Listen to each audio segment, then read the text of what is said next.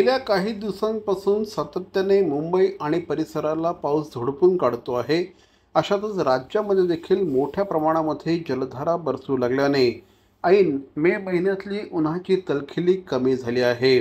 गोव्यामध्ये प्रचंड मोठ्या प्रमाणात पाऊस पडला, त्यामुळे अनेक ठिकाणी पाणी साचण्याच्या घटना घडल्या. त्याचप्रमाणे कोकणामध्ये देखील प्रचंड मोठ्या प्रमाणात कोसळधार बरसली आहे. पुणे परिसरामध्ये देखील मोठ्या प्रमाणामध्ये पाऊस पडला आहे. कोकण, मध्य महाराष्ट्र आणि मराठवाड्यात हवामान विभागाकडून ऑरेंज अलर्ट देण्यात आला आहे. उर्वरित राज्यात वादळी वाऱ्यासह मुसळधार पावसाची शक्यता आहे. मुंबई, पालघर, ठाणे आणि रायगडला येलो अलर्ट देण्यात आला आहे.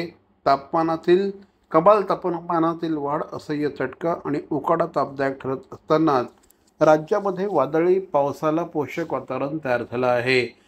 राज्यात पावसाची शक्यता वर्तवण्यात आली असून पूर्व विदर्भात जोरदार वादळी पावसाची शक्यता असल्याने ऑरेंज अलर्ट देण्यात आला आहे.